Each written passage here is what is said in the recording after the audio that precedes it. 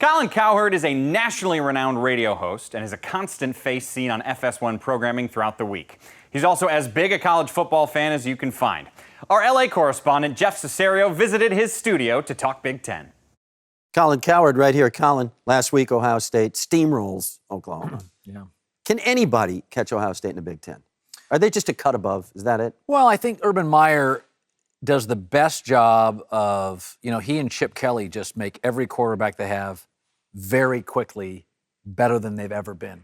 Harbaugh is the recipe to give Urban trouble, elevates his quarterbacks, real good in the trenches, good game manager. I still think Urban's the best coach in college football, but I think Harbaugh can push back. Speaking of Harbaugh, classic showman, clinically insane, or both. When I look at Harbaugh, he's different. But you work in comedy, almost everybody I've ever met that's more successful is a little off. Yeah.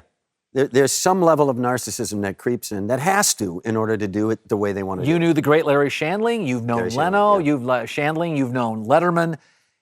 Listen, if you didn't have the dysfunction, you would be the masses. That's and if true. you're the masses, you wouldn't be the late Gary Shandling. I know you watch a lot of football, a lot of college football, and a lot of games you don't have a particular rooting interest in. Most of them. But when does the needle tilt? My business, Jeff, is mostly about rooting for conflict or tire fires. Right. Like I want a controversial play that ends a game. I don't care who wins. Just give me controversy at the end of the Wolverines-Buckeyes. I like the fact that Wisconsin beats LSU and Les Miles is on the rope. So it's like, oh my God, LSU job could be open. It's not that I'm rooting for teams. I'm rooting situationally. Is there a program in the Big Ten you secretly root against? Iowa. I don't root against them. I root against posers. Uh-huh. And I've watched Wisconsin and Michigan and Ohio State and Michigan State. Every year they play real teams out of conference. And Iowa, I call them the fake ID of the conference because they want to get access to the club, but they don't qualify. So Iowa will play, Roast Beef Tech and, Chili's and Applebee's State. And then they're like, hey, we're 9-0. Where's our ranking? So I'm not against Iowa, but I'm against trying to sneak your way into the club. So it's just your schedule means virtually everything. And I appreciate the Ohio States that go on the road and play tough teams. You have any superstitions? Watching a game. Do you have a certain setup when you're watching a game? Yeah, I would imagine. Don't like to watch with people. Not even remotely interested. You don't like to watch with anyone? No, my wife comes in, tries to fake it. Shocker. She comes. Nobody would want to watch a game with you. I don't want to watch with them either. My wife will come in. She'll try to fake it. Like the other night, I'm watching the game, and it was a red team.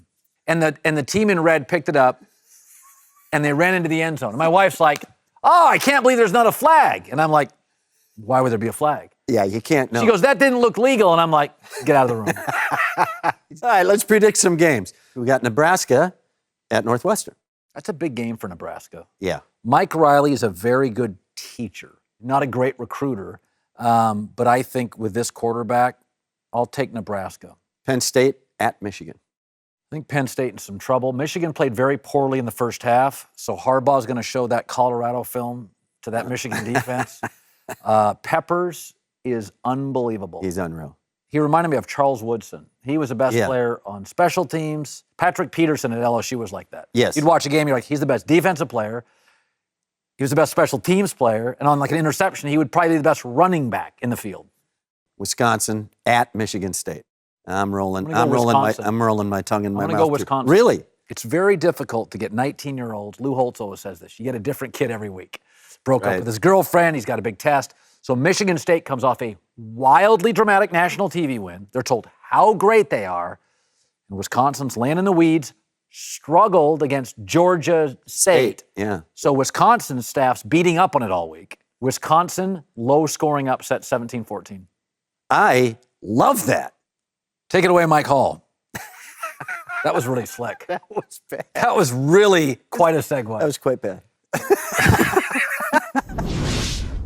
Thank you, Jeff. Thank you, Colin.